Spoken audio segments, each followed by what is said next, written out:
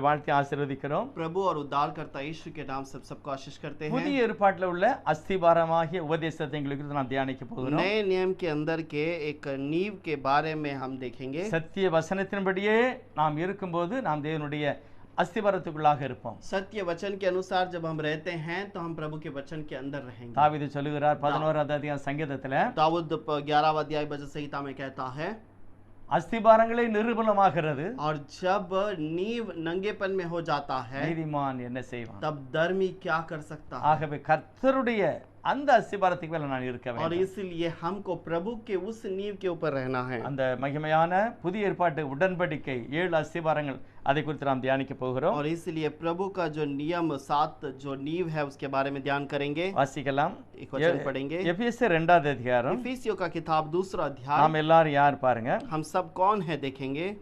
அக்காலத்திலே கிறிஸ்துவை சேராதவர்களும் और उन दिनों में जो प्रभु के साथ नहीं हैं, இஸ்ரவேலுடைய காணியாட்சிக்கு புறம்பானவர்களும் और जो मसीहा के उस स्थान से बाहर किए गए, வாக்குத்தத்தத்துக்கும் உடன்படிக்கைக்கும் நம்பிக்கை இல்லாதவர்களும் और वागदान के लिए और भरोसा के लिए योग्य जो नहीं हैं, தேவன் இல்லாதவர்களும் இருந்தோம். और जो खुदा नहीं थे उस प्रकार के लोग थे। நான் தூரமா இருந்தோம், हम दूर खड़े थे, இப்பொழுது இயேசுநாதருடைய இரத்தத்தினால கிட்ட अब வந்திருக்கிறோம். मसीहा के लहू के द्वारा निकट आ गए புதிய हैं। ஏற்பாட்டினுடைய மகிமை. और नए नियम का एक महिमा।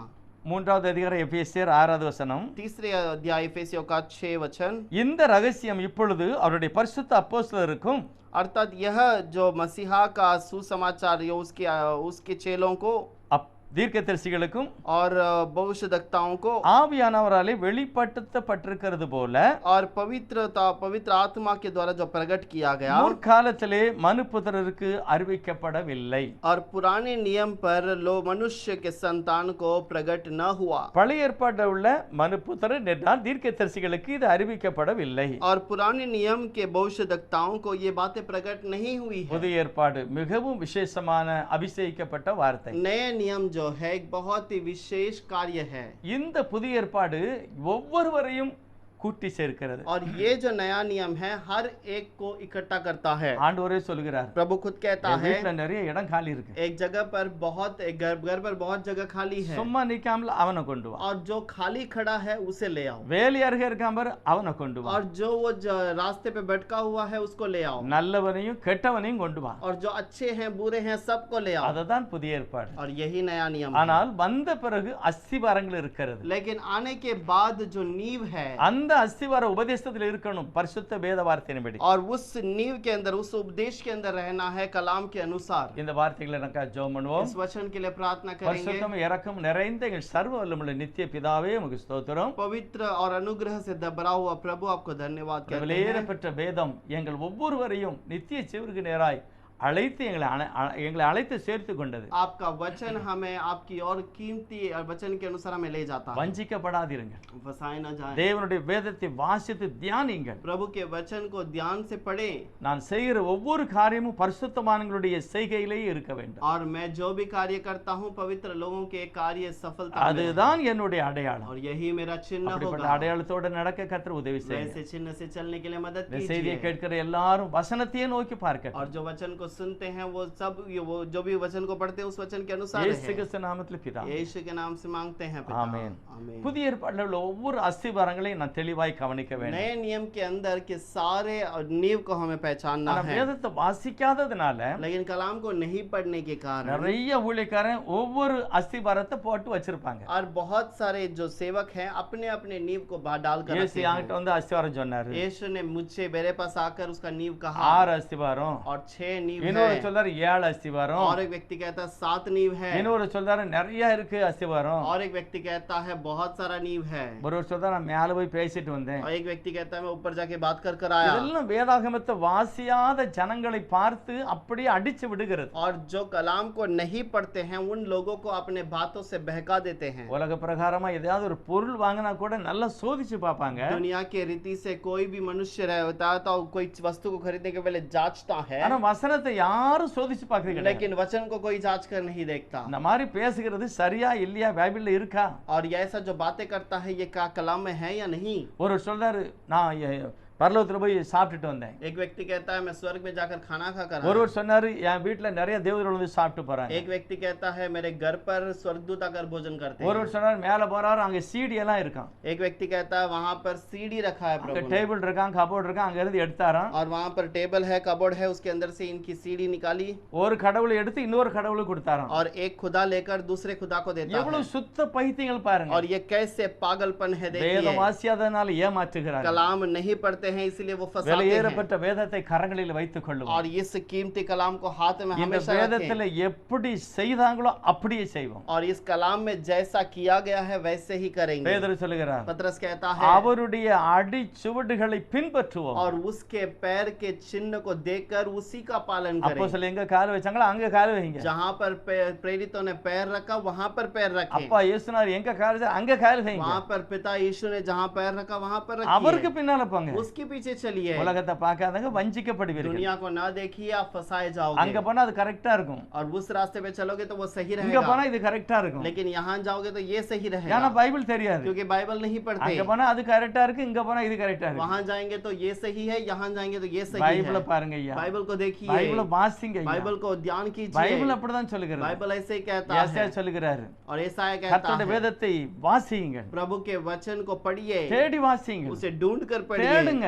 ढूंढिए। கர்த்தருடைய ஆவியானவர் சேர்த்து வைப்பார். प्रभु का आत्मा जो है आपको मिलाकर தேவன் रखेगा। அப்படிப்பட்ட மகிமையான ஆசீர்வாதத்தை வைத்திருக்கிறார். प्रभु ऐसे महिमा के आशीष को हमारे लिए रखा है। எப்படி இந்த புதிய ஏற்பாடு ஆரம்பிக்கப்பட்டது, और कैसे ये नया नियम आरंभ किया गया, இது யாருக்கு கொடுக்கப்பட்டது, யாருக்கு और கிடைத்திருக்கிறது, किसे ये पहले मिल चुका और किसे नहीं मिला है, எதனால நாம் அழைக்கப்பட்டிருக்கிறோம். किस कारण हम बुलाए गए ரோமர் हैं। 9வது அதிகாரம் रोमियो का 9 अध्याय 5வது வசனம். 5वां वचन। இதுல ஒரு 7 காரியங்களை கர்த்தருடைய வேதம் சொல்லுகிறது. इसके अंदर 7 बातों के बारे में प्रभु का वचन कहता है। ரோமர் 9:4. रोमियो का 6 अध्याय के अंदर அவர்கள் இஸ்ரவேலரே, और वह इजरायली हैं புத்திர சுவிகாரமும் और वो पुत्र के हकदार, மகிமை, महिमा உடன்படிக்கை, और वाचा, நியாயப்பிரமாணம், व्यवस्था, தேவ ஆராதனை, प्रभु की आराधना வாக்குத்தத்தங்கள் और वागदान, எல்லாமே யூதருக்குரியது. और ये सब कुछ यहूदियों का है, எல்லாமே இஸ்ரவேலருக்குள்ளது. सब कुछ इजराइल के लिए है। நமக்கு என்னையா இருக்கு புதிய ஏற்பாட்டுல? हमारे लिए क्या है नया नियम में? ஒண்ணும் கிடையாது. हमारे लिए कुछ नहीं है। வேதம் சொல்லுகிறது ये कलाम कहता है ஃபர்ஸ்ட் இஸ்ரவேலன், पहले इजराइल, ரெண்டாவது புத்திர சுவிகாரம்னா யாரு? அது அவங்களுக்கு தான். और उसके बाद जो पुत्र के हकदार वो वही लोग हैं। கர்த்தருக்கு புத்திர சுவிகாரம்னு ஒரு ஆள் இருந்தா அவங்க தான் இருப்பாங்க. अगर प्रभु के लिए पुत्र का हकदार है तो वही होगा। ஆண்டவர் மகிமையை கொடுத்தா அவங்களுக்கு தான் கொடுப்பாங்க. प्रभु अगर महिमा देता है तो उन्हीं की करेगा। ஆண்டவர் உடன்படிக்கை பண்ணது அவங்ககிட்ட தான். अगर उनको वाचा बांधता है तो उन्हीं के साथ। நியாயப்பிரமாணம் கொடுத்தது அவங்களுக்கு தான். व्यवस्था दिया गया उन्हीं के लिए। ரோமர் 3 அப்படிதான் சொல்லுது. रोमियो का 1வது வசனம். रोमियो का 3:3 ஐயா में யூதருடைய மேன்மை என்ன?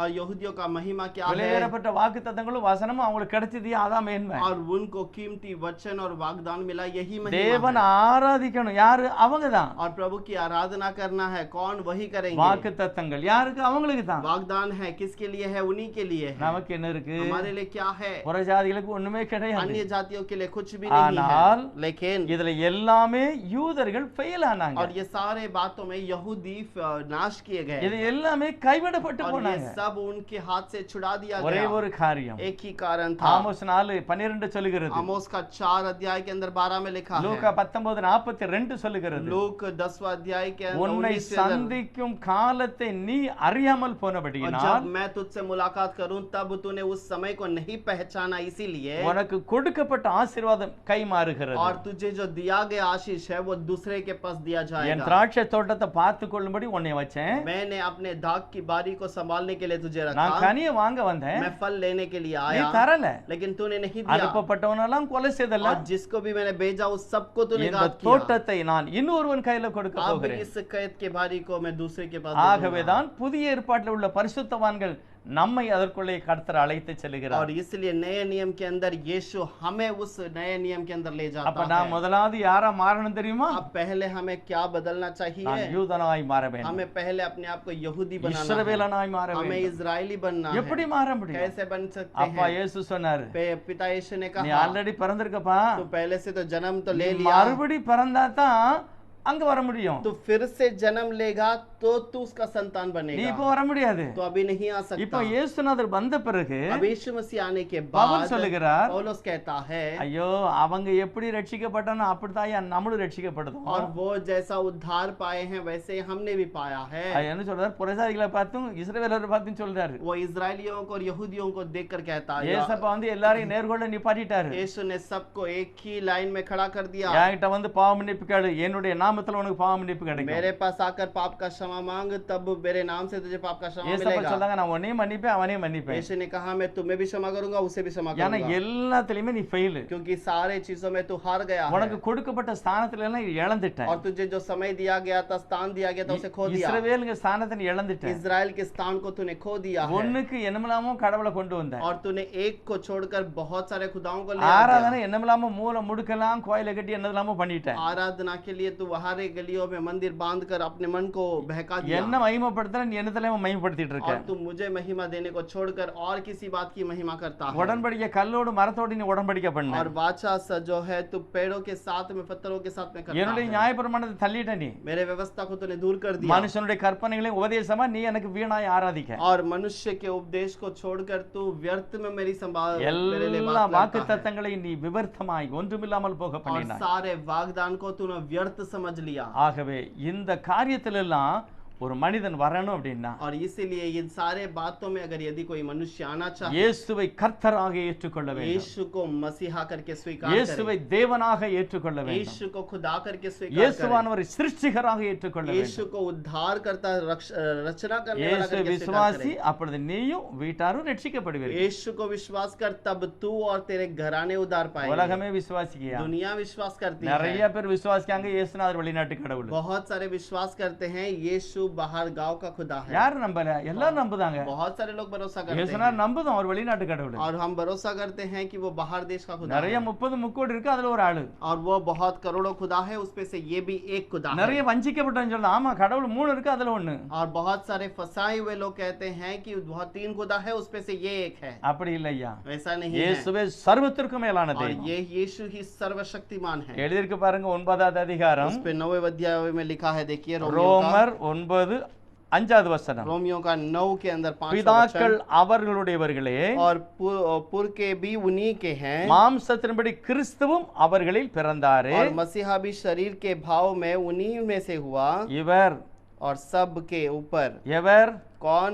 இவர் ये என்றென்றைக்கும் और युगान युग के लिए சோஸ்தரிக்கப்பட்ட சர்வத்திற்கும் மேலான தேவன்.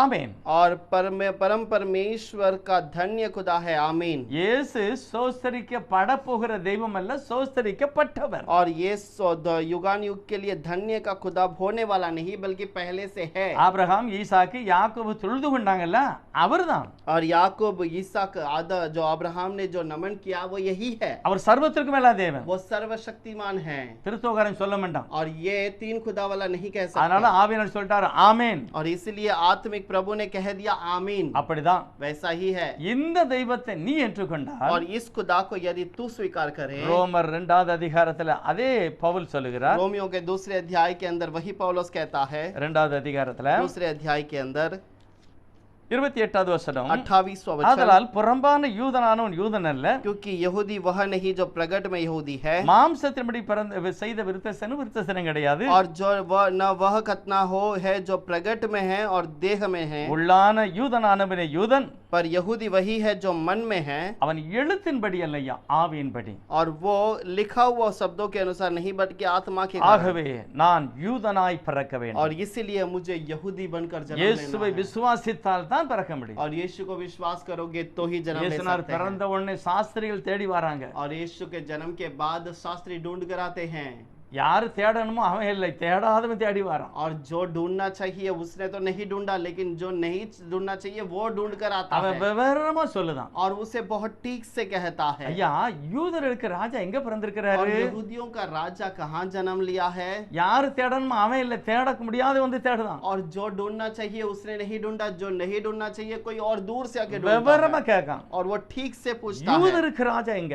यहूदियों का राजा कहाँ पर है? இவ்வளவு விவரம் சொல்லியும் इतना ठीक से कहने के बाद வேதத்தை भी, தேடியும் कलाम को ढूंढने के बाद அப்படியே மடங்கி படுத்து விட்டான். और वैसे ही वहां पर ही निचोड़ கண் कर बैठ குருடாக்கப்பட்டது. गया, आंख अंधे हो गए, அவனுக்கு பின்னாலேயும் போகல. उसके पीछे भी नहीं गया கொலை செய்வதற்கு காரணமா இருந்தான். और उसे मार डालने के लिए तैयार हो சிலுவையில் गया, அறைய காரணமா இருந்தான். क्रूस पे मारने के लिए तैयार हो இவர் गया। இயேசு, ये यीशु இது है மரியா மகன், और ये मरियम का இவர் पुत्र கிறிஸ்து है, இல்ல, ये मसीहा नहीं இவரை है, சிலுவையில் அடிக்க इसे வேண்டும் क्रूस पर मारना என்று है। கூட்டம் போட்டு கூடினார்கள். और ऐसे एक झुंड हो गए। பழைய ஏற்பாட்டில் உள்ள முக்கியமான புள்ளிகள் पुराने नियम के अंदर मुख्य लोग, லூக்கா சொல்லுகிறார், लोग कहता है, யோவான் சொல்லுகிறார், यूहन्ना कहता है, இஸ்ரவேலரின் மீட்பரை 30 வெள்ளிக்காசுக்கு வித்துட்டான். और इजरायलियों के छुटकारे देने वाले को 30 सिक्के के लिए बेच दिया। இஸ்ரவேலரால் மதிக்கப்பட்டவரை 30 வெள்ளிக்காசுக்கு வித்துட்டான். और इजरायलियों ने जिसका आदर किया था उसी को 30 सिक्के में बेच दिया। இயேசுநாதர் யாரியா? यीशु कौन है? ஸ்தோத்திரிக்கப்பட்ட சர்வத்திற்கு மேலான युगान தேவன். युग ऊपर से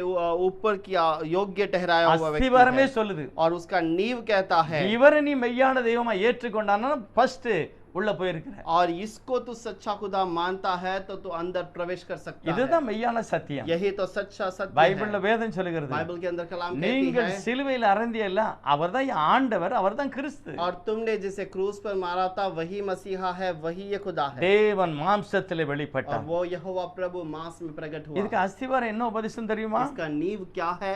முதலாவது அப்போஸ்தலர் நடவடிக்கைகள்ல தான் ஃபவுண்டேஷன். और पहले प्रेरितों की किताब में इसका नींव डाला गया, தேவனுடைய அஸ்திவாரம் புதிய ஏற்பாட்டில் விழுது. और प्रभु का नींव नए नियम में आरंभ இயேசு किया கிறிஸ்து गया। எதுவரைக்கும் சிலுவையில ரத்தம் சிந்தப்படலையோ और यीशु मसीह का लहू जब तक क्रूस पर அது नहीं गिराया गया, வரைக்கும் பழைய ஏற்பாடு தான். तब तक पुराना नियम ही இயேசு है। கிறிஸ்துவுக்கும் பிறந்ததிலிருந்து ஊழிய காலம் முழுவதும் பழைய ஏற்பாட்டின்படியே கடைபிடித்தார். और यीशु मसीह भी जन्म से लेकर जब तक वो जीवित था पुराना नियम का पालन किया। அவருடைய பிறப்பு போதே 8வது நாள் விருத்தசனம் பண்ணப்பட்டது. और उसके जन्म लेते ही 8वां दिन खतना किया गया। நியாய பிரமாணத்தின்படி சுத்திகரிப்பு நாள் நிறைவேறின பிறகு புறாவை பலி செலுத்தினார்கள். और व्यवस्था के अनुसार उसका 7वां दिन जब पूरा हुआ तो वो बलि कबूतर को ஏசப்பா बलि किया। நியாய பிரமாணத்துக்கு உள்ளே இருந்தார். और प्रभु यीशु व्यवस्था के अधीन में था, அவர் சர்வ வல்லமுள்ளவர். वो सर्वशक्तिमान, அவர் தேவ நீதியை और நிறைவேற்றும்படி वो प्रभु की धार्मिकता को पूरा करने ஒரு के लिए தேவனுடைய மனிதனாகிய எலியாவாகிய யோவாசானகனால் ஆட்டுக்குட்டி கழுவப்பட்டது, ஞானஸ்நானம் பண்ணப்பட்டது. और वो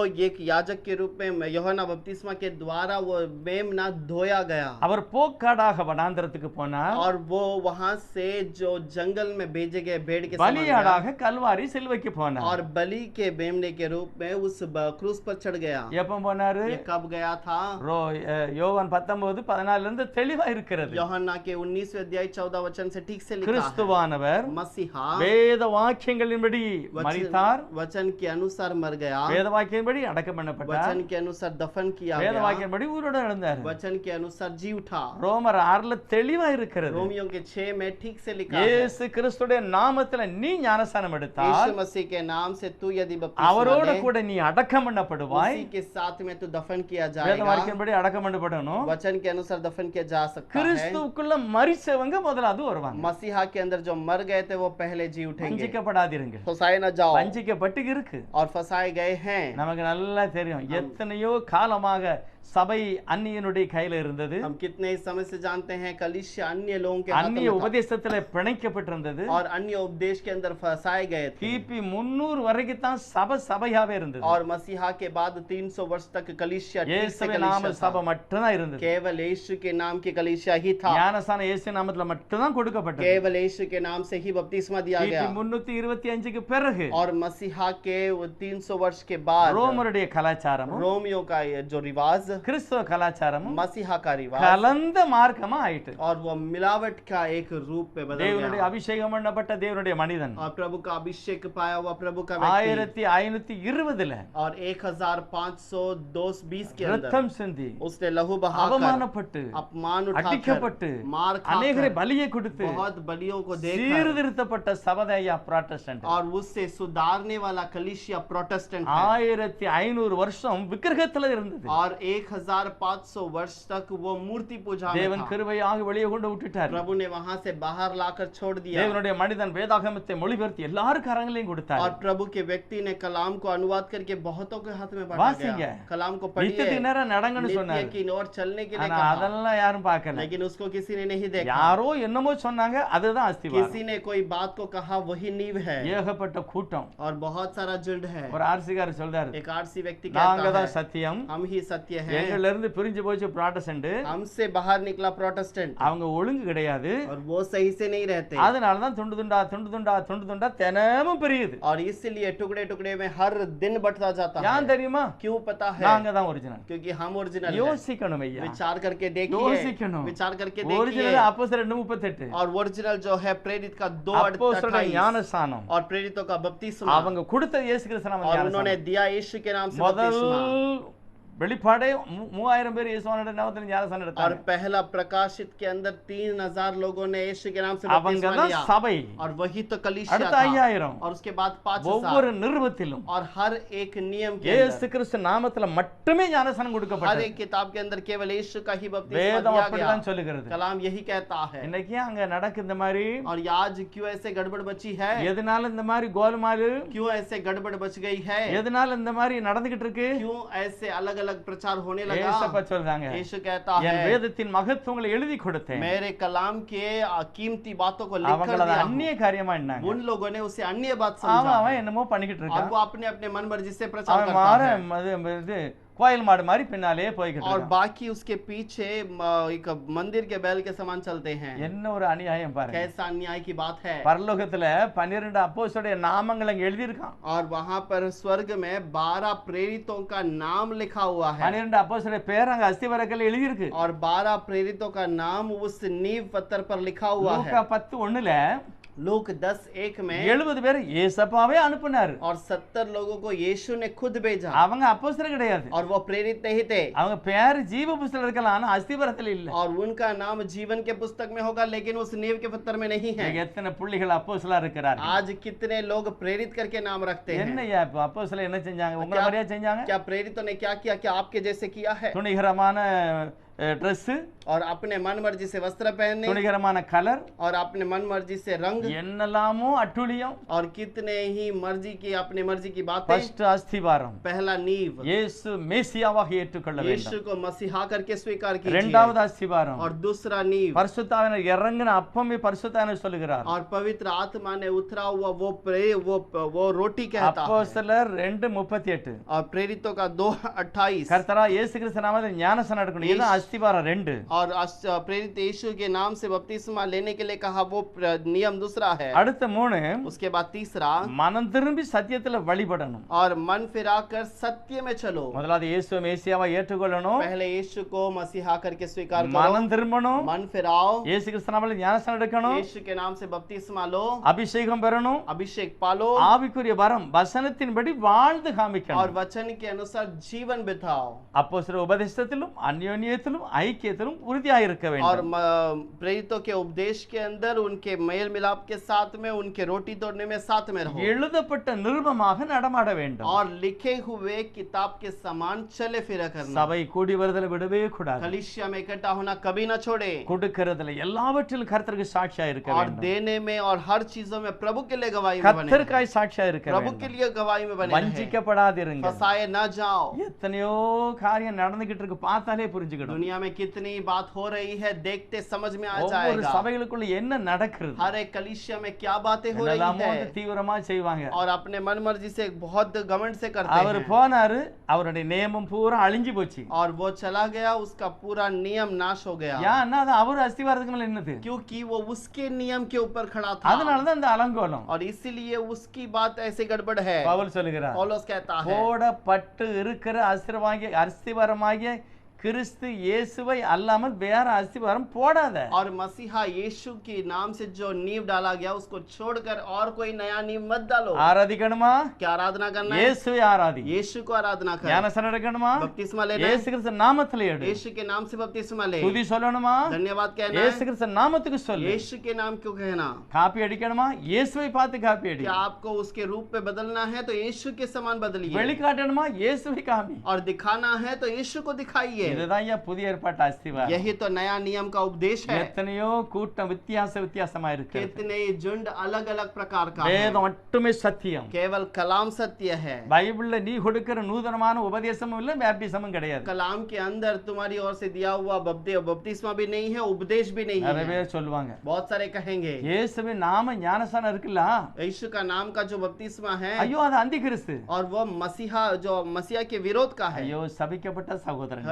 श्रापित किए हुए भाइयों, யாராவது ஒரு ஊழியக்காரனை பார்த்து அந்தி கிறிஸ்து சொன்னா கூட நீ और தப்பிச்சுக்கிடலாம்ப்பா. किसी सेवक को देखकर तू मसीहा का विरोधी है करके कहा तो भी तू बच நீ जाएगा, பிழைச்சுக்கிடுவ. तू बच जाएगा। எவ்வளவு துணிவு பாரு, இயேசுவின் நாமமே அந்தி கிறிஸ்து தான். कैसे तू घमंड से कहता है यीशु के नाम को ही तू मसीहा विरोधी ஒரு कहता है। பேப்பர்ல எழுதி பாரு, तो एक नए पेपर में उसे लिख कर देख, இயேசுவின் நாம ஞானஸ்நானம் அந்தி கிறிஸ்தா. यीशु का नाम का बपतिस्मा मसीहा का विरोध है। ஆவி என்ன பேசுதுப்பா? कौन सा आत्मा बात करता है? எங்க நீ பேசிக்கிட்டு இருக்க? किस प्रकार, कहां पर तू बातें करता யாரை நீ है? அவமானப்படுத்த? किसका अपमान करता है? தாவீது சொல்றாரு, दाऊद कहता है, நியாயப்பிரமாணம் சொல்லுது, व्यवस्था कहता है, கர்த்தருடைய நாமத்தை நிந்திக்கிறவன் கொலை செய்யப்பட और வேண்டும். जो यहोवा के प्रभु के नाम को निंदा करता है उसको पत्थर मार कर मारना தாவீது चाहिए। அப்படிதான் சொன்னாரு, दाऊद ने वही कहा, இவன் கர்த்தருடைய சேனையை நிந்திக்கிறான், और ये प्रभु यहोवा की सेना को निंदा करता தேவனுடைய है, நாமத்தை ये நிந்திக்கிறான். प्रभु की नाम को निंदा करता இவனை है, பட்டயத்தை வச்சு வெட்டக்கூடாது. और इसको तो तलवार से नहीं मारना है। ஃபர்ஸ்ட் வேத வார்த்தையின்படி, पहले वचन के अनुसार, நியாயப்பிரமாணத்தின்படி, व्यवस्था के अनुसार, கர்த்தருடைய நாமத்தை நிந்திக்கிறவன் கல்லெறிந்து கொல்லப்பட வேண்டும். और जो यहोवा के नाम को निंदा करता है वो पत्थर मार कर मार डाला जाए। ஆகவேதான் கோலியாத்தை கல்லால் அடிச்சு தள்ளணும். और इसलिए गोलियात को उसने पत्थर से मार कर கர்த்தருடைய गिराया, நாமத்தை நிந்திக்கிறவன் கொலை செய்யப்பட வேண்டும் என்று லேவியராகமம் और சொல்லுகிறது. प्रभु के नाम को निंदा करने वाले को पत्थर मार कर मार डाला जाए करके சத்திய कथन சபையாக இயேசு நாமத்தை சொல்லியாச்சுன்னா அந்தி கிறிஸ்து. करते। अब सत्य कलीसिया यीशु के नाम को कहे तो तुम कहते हो मसीहा विरोधी है, அஸ்திவாரமே தப்பு என்ன?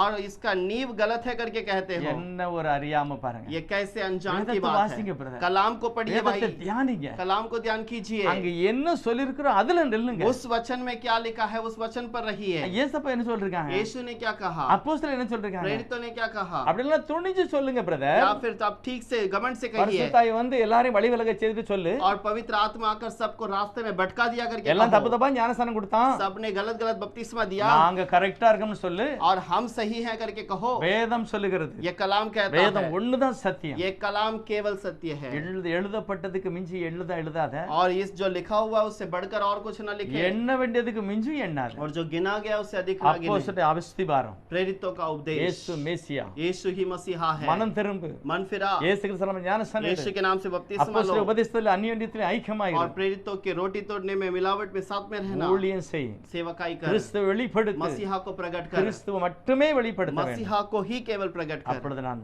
நிச்சயமாக और பாதுகாக்கப்படுவேன். तब हम जरूर बचा दिए जाएंगे। பைபிள் சொல்லுகிறது, बाइबल कहती है, என் நாமம் தரிக்கப்பட்ட என் ஜனங்களை ஒன்று சேர்ப்பேன். मेरे नाम से पहने हुए मेरे लोगों को मैं इकट्ठा करूंगा। எசாயா 50:5 சொல்லுகிறது, यशायाह 55 के अंदर 5 में लिखा என்னுடைய है, பலியோடு உடன்படிக்கை செய்தவர்களை நான் கூட்டுவேன். मेरे वचन के साथ में जो वाग्दान किया उन्हें मैं इकट्ठा करूंगा। கலாத்தியர் சொல்லுகிறது, गलातियों में कहता இயேசு है, கிறிஸ்துவின் நாமத்தில் ஞானஸ்நானம் எடுத்த நீங்கள் அவரை தரித்திருக்கிறீர்கள். यीशु के नाम से बपतिस्मा लिए हुए तुम लोग उसको पहने हो। கிறிஸ்துவுக்குள்ள மரித்து அடக்கம் பண்ணப்பட்டவர். मसीहा के अंदर तुम वहां पर दफन किए गए இதுதான் हो। புதிய ஏற்பாட்டுல அஸ்திவார உபதேசம். और यही नए नियम का उपदेश है और नींव है।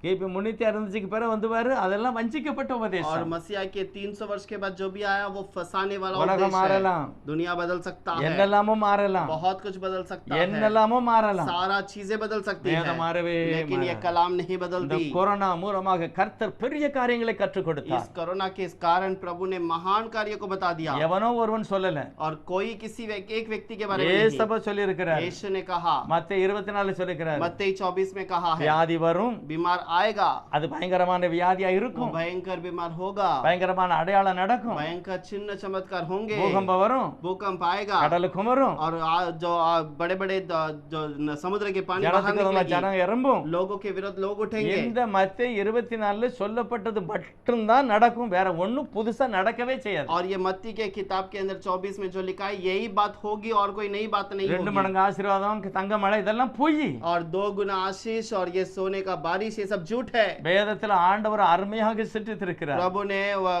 उत्पत्ति में से बहुत अच्छे से रचना किया ஒன்று है। இல்லாம ஒன்று அசையாது. और एक के बिना एक का कोई वो हिलेगा भी नहीं। இதுதான் சட்டம். और यही नियम நீ है। மனம் திரும்பினா ரட்சிப்பு. तू मन फिराएगा तो उद्धार है। அவர் கிருபை செய்வார். और वो अनुग्रह அவர் करेगा। வசனத்தை அனுப்புவார். वो वचन को भेजेगा। செவி கொடுத்தா உள்ள. तो आवाज सुनेगा तो अंदर குறுக்கு होगा। வழியில குடும்ப ஆசீர்வாதம் கிடையாது. और कोई दूसरे रास्ते से परिवार में आशीष न होगा। குடும்ப ஆசீர்வாதம் மட்டும் இல்ல, உங்க தொழிலே ஆசீர்வாதம் இருக்காது. और परिवार में नहीं बल्कि तेरे काम धंधे पर भी आशीष न होगी। 28வது அதிகாரம் உபாகமத்துல தெளிவாய் எழுதி இருக்கிறார். व्यवस्था विवरण के अंदर 28 में ठीक से लिखा இது है। மட்டும் தான் நடக்கும், உலகத்துல வித்தியாசம் நடக்காது. और ये सारे चीजें ही आशीष का है, यही होगा और दूसरी चीजें नहीं होगी। வேற ஒண்ணும் நடக்காது. और कोई बातें नहीं மத்தேயு होगी। 24ல சொல்லப்பட்ட காரியம் மட்டும் இயேசுநாதர் வரும் வரைக்கும் நடக்கும். வேற ஒண்ணும் புதுசா ஒருவனுக்கும் ஒண்ணும் சொல்ல மாட்டார் கர்த்தர். और जो मत्ती 24 के अंदर जो कहा गया है वही बात होगी और यीशु नए बात को किसी और को नहीं அமெரிக்கால அப்படி बताएगा। ஆயிட்டு, இல்ல ஜப்பான்ல அப்படி ஆயிட்டு, சீனால அப்படி ஆயிட்டு, எல்லாம் பொய் பிரதர். और अमेरिका में ऐसा हो गया, जापान में ऐसा हो गया, चीना में ऐसा हो गया, ये सब गलत है। உன் வீட்டுக்குள்ள என்ன நடக்குன்னு சொன்னாரா? क्या तुम्हारे घर पर क्या होता है करके प्रभु ने உனக்கு என்ன कहा? நடக்குன்னு சொன்னாரா? तुम्हारे लिए क्या होगा करके प्रभु ने कहा வேற है? வீட்டை மட்டும் ஏன் காமிக்காரு? क्यों दूसरे के घर को प्रभु दिखाता है? வஞ்சிக்கப்படாதீருங்க. ये फसाया न जाए। வேதத்துல எல்லாம் எழுதப்பட்டது. प्रभु के वचन के अंदर सब कुछ लिखा गया எல்லாம் है। எழுதப்பட்டது. सब कुछ लिखा गया है। என்ன நடக்கும் என்று ஏசப்பா முழுதும் சொல்லி வச்சிட்டு और போயிட்டார். जो होगा ये सारी बातें प्रभु ने कह மத்தேயு दिया। 24ல சொல்லப்பட்டது மட்டும்தான். அது வியாதி வந்தாலும் சரி, உலகம் ஆடுனாலும் சரி, புது சட்டம் வந்தாலும் சரி, என்ன குழப்பம் வந்தாலும் சரி, 24 தான் நடக்கும். और मत्ती 24 के अंदर की बातें ही होगी। अगर भूकंप हो या अकाल पड़े या कोई भी बीमारी हो, सब कुछ उसी के अंदर ही होगा। வஞ்சிக்கப்படாதீருங்க. और फसाए ना அடுத்து जाओ। கடைசி புஸ்தகம் பாருங்க. आखिर में जो प्रकाशित का இதெல்லாம் आखिरी கடந்து पुस्तक, வரும்போது ये सब पार होने के बाद சுவிசேஷத்தை கேட்டு, सुसमाचार को सुनकर, அப்போஸ்தலருக்கு கீழ்ப்படிஞ்சு, प्रेरितों की आवाज को सुनकर, நிருபங்களை வாசித்து தெளிவடைந்து, पत्र को पढ़कर आशीष करके, இதெல்லாம் பாஸ் ஆகி வரும்போது ये सब पढ़कर आगे आने के बाद வெளிப்படுத்தல். प्रकाशित, இப்படிதான் உலகம் இருக்க போகுது. ऐसा ही दुनिया होगा। உங்களுக்காக ஒரு இடம் அங்க ஆயத்தமா आपके இருக்கிறது. लिए एक जगह वहां पर तैयार கர்த்தர் है। எல்லாம் திட்டம் தெளிவாய் प्रभु ने பண்ணிட்டார். ठीक से सब कुछ लिख ஓ, दिया அவர் है। மகிமையான கர்த்தர். और वो महिमा का खुदा அவர் है। சர்வவல்லம் वो உள்ளவர். सर्वशक्तिमान है। ஏதேன் தோட்டத்தையே பாருங்களேன். और ये दिन की बगीचे को देखिए। ஆதாம உண்டாக்குறதுக்கு முந்தி आदम को वहां पर रखने के இவனுக்கு पहले என்னெல்லாம் வேணுமோ அத்தனையும் பார்த்து பார்த்து பார்த்து பார்த்து படைச்சு வச்சு ஓகேயான பிறகு और इसको जो भी जरूरत है सब कुछ देख देख कर तैयार करने के बाद அன்றையில இருந்து வரப்போகிற வரைக்கும் இவனுக்கு என்னெல்லாம் வேணுமோ அத்தனையும் இருக்கு. उन दिनों से लेकर आज के दिन तक जो भी जरूरत है सब कुछ है। ஆதியாகமத்துல ஆதாம வர்றதுக்கு முந்தியே எல்லாம் வச்சுட்டாரு. आदम उत्पत्ति में जो उत्पन्न करने के पहले ही सब कुछ रख दिया। நமக்கு வேண்டிய எல்லா ஆசீர்வாதத்தையும் அன்னைக்கே வச்சுட்டாரு. आज जो हमें जरूरत है वो भी उसी दिन रख दिया। அப்பா சொல்லிட்டாரு, पिता ने कहा இத நடந்தன்னா இது கிடைக்கும். और ये तो चलेगा तो ऐसा होगा। வேலை பார்த்தனா சம்பளம் கிடைக்கும். काम करेगा तो उसका पगार குறுக்கு मिलेगा। வழி ஒண்ணுமே இல்லப்பா. और कोई दूसरा रास्ता नहीं है। ஏமாந்துறாத. फसाई न जाओ। உன்னால கொடுக்க முடியாது. तुझसे नहीं हो पाएगा। பாவ மன்னிப்புக்கு पाप के लिए कुछ नहीं दे நீ सकता। ஒண்ணும் செய்ய முடியாது. तो कुछ भी नहीं நீ दे பணம் सकता। கொடுத்தாலும் செல்லாது. तू पैसे देगा तो भी காணிக்கை ना होगा। கொடுத்தாலும் செல்லாது. दान देगा तो भी ना உபவாசம் होगा। இருந்தாலும் उपवास நடக்காது. रहेगा तो भी ना அத होगा। நான் கொடுத்துட்டேன். और उसे मैंने दे दिया। நான் உனக்கு கொடுக்க முடியாது, நான் और கொடுத்துட்டேன். तुम नहीं दे सकते हो, मैंने उसे दे दिया। நீ கவலைப்படாத. तू चिंता ना कर, என்னை மட்டும் நம்புப்பா. केवल मेरे पर भरोसा உன் कर। பாவத்தை நான் மன்னிச்சிட்டேன். तेरे पाप को मैंने உன் क्षमा சாபத்தை किया। நீக்கிட்டப்பா. तेरे श्राप को मैंने दूर எல்லாம் किया। போயிட்டு सब कुछ चला गया। இயேசு மட்டும் நம்பி, அப்பா இயேசு के எனக்கு தந்ததுக்காய் நன்றின்னு சொல்லி எல்லாம் ஆசீர்வாதமா மாறிடும். यीशु के ऊपर भरोसा करो और कहो प्रभु ये मुझे देने के लिए धन्यवाद करके யாராவது कहो। கை வச்சு சோசியம் சொல்லணும்னு சொல்லி ஆசைப்படாத. कोई और हाथ रखकर मेरे ऊपर भावी की बातें कहे, भविष्य की बातों कहे करके ना இது सोचो। எழுதப்பட்ட வார்த்தை. ये लिखा हुआ वचन तुम्हारे கர்த்தருடைய पास வார்த்தை. है। प्रभु का वचन है। சங்கீதம் 19 சொல்லுகிறது. और प्रभु का वचन संहिता 19 कहता है। கர்த்தருடைய வேதம் प्रभु का वचन குறைவில்லாதது. और बिना किसी कमी घटी का, குறைவில்லாதது. बिना किसी कमी घटी का சகலமும். सब कुछ எனக்கு வேண்டிய சகல ஆசீர்வாதம், मेरे लिए सब कुछ, என் பிள்ளைக்கு வேண்டிய சகல ஆசீர்வாதம், मेरे लिए रहने के लिए सारा सब कुछ, இன்னும் வரப்போகிற எல்லாருக்கும் வேண்டிய சகல ஆசீர்வாதம் अब आने वाले लोगों के लिए सारा आशीष இந்த வேதத்துல இருக்கு. इस कलाम के अंदर है। வஞ்சிக்கப்படாதீருங்க. फंसाए न जाओ। வேதத்தை வாசித்து உரசி பிழைத்துக் கொள்ளுங்க. वचन को घिस कर देखिए और अपने आप को बचाएं। கர்த்தர் உங்களை ஆசீர்வதிப்பாராக. प्रभु आपको आशीष करे। புதிய ஏற்பாட்டு இதுதான் அஸ்திபாரம். नए नियम के अंदर यही नींव है। இதுக்கு முன்ன இதுக்கு வேற மாதிரிலாம் இருந்ததுன்னா அது அவங்க பாடு. अगर इससे बढ़कर और कुछ है तो वो उनकी जिम्मेदारी கர்த்தர் உங்களை होगी। ஆசீர்வதிப்பாரா. प्रभु आपको आशीष करे। பரிசுத்தம் இரக்கம் நிறைந்தவரே ஸ்தோத்திரம் ஏசப்பா. पवित्र और अनुग्रह से भरा हुआ प्रभु வேதத்தை धन्यवाद। வாசிக்கட்டும் கர்த்தாவே. कलाम को पढ़ने दे प्रभु। இந்த வேதம் ஒரு நாள் வெறுமையாய் திரும்பாது. ये कलाम कभी खाली नहीं लौटता। ஏசாயா 55 அப்படிதான் சொல்லுகிறார். यशायाह 53 के अंदर ऐसे ही कहता 11ல है சொல்லுகிறாரு. और 11 में कहता 12ல है, சொல்லுகிறாரு. 12 में என் कहता வசனம் है வெறுமையா திரும்பாது. मेरा वचन खाली नहीं இத लौटता। வாசிப்பா. और इसे அது पढ़कर दे, முளைக்கும். वो उठेगा, அது உனக்கு பலன் वो கொடுக்கும். तुम्हें सामर्थ्य உன்னை देगा தப்பு வைக்கும். और वो तुम्हें அதை संभालेगा எழுதி உன் கழுத்துல போட்டு और उसे निकाल कर अपने गले में இஸ்ரவேலே पहन ले। கேள் உன் கடவுள் ஒண்ணே ஒண்ணுதான் சொல்லி நிலையில எழுது. हे इज़राइल सुन, तेरा खुदा एक ही करके तेरे करके உன் चौकट पर பிள்ளைக்கு ले। சொல்லி கொடு. तेरे बच्चों को सिखा। உபாகமம் 6ல அப்படிதான் சொல்லுது. व्यवस्था विवरण 6 में ஒரே ஒரு कहता है கடவுள்னு சொல்லி எழுதி போடு. एक ही खुदा है करके लिख कर डाल। பிறந்த உடனே சொல்லு. और जन्म लेते कह தினமும் दे, சொல்லு. हर दिन कह दे, சொல்லிக்கிட்டே இரு. तू कहते ही रहना, மறந்துடாத. भूल न जा। மறந்தனா உலகமெல்லாம் சிதறடிப்பேன். भूल जाएगा तो पूरे दुनिया भर में फैला दूंगा। எல்லா பக்கமும் உனக்கு விரோதமா இருப்பார்கள். सारे लोग तेरे विरोध में रहेंगे। சத்தியத்தை ஏற்றுக்கொள்வோம். सत्य को स्वीकार சர்வ करेंगे। வல்லமுள்ள யெகோவா தெய்வம் தான். சர்வ வல்லமுள்ள இயேசுவான். सर्वशक्तिमान यहोवा ही அவர் सर्वशक्तिमान, எங்கும் நிறைந்திருப்பார். वो हर जगह पर भरपूर। அவர் பிதாவாக குமாரனாக பரிசுத்தாவியாக கிரியை செய்கிற ஒரே ஒரு சர்வ வல்லமுள்ள ஆண்டவர். और वो पिता पुत्र पवित्र आत्मा बनकर साम कार्य करने वाला இதை खुदा। ஒத்துக்கொண்டால் அப்போஸ்தலர் 2:38க்கு கீழ்ப்படிய வேண்டும். और इससे स्वीकार करता है तो प्रेरित के दूसरे अध्याय 38 वचन को இதுதான் स्वीकार அடையாளம். कर। यही चिन्ह है। வேதம் சொல்லுகிறது कलाम कहता அவரை है விசுவாசிக்கிறன் எவனோ और उसको विश्वास करने वाला कोई அவன் भी அவருடைய क्यों ना हो, நாமத்துல பாவ மன்னிப்பாகிய ரட்சிப்பை ஞானஸ்நானம் பெறுவான். और वो उसके नाम से उद्धार पाकर बपतिस्मा இதுதான் लेगा। அடையாளம். यही चिन्ह है। நம்புதானா? क्या आप भरोसा करता அப்போஸ்தலர் है? 2:38க்கு இறங்கிட்டான தண்ணிக்குள்ள क्या प्रेरितों का दूसरा 38 के अंदर वचन पानी में उतर गया? அவன் நீதிமான். वो धर्मी है। கர்த்தர் அப்படிப்பட்ட மகிமையான ஆசீர்வாதத்தால் ஆசீர்வதிப்பீராக. प्रभु वैसे आशीष के साथ आशीष இயேசுவனுடைய कीजिएगा। நாமத்துல பிதாவே. यीशु के नाम से मांगते हैं पिता।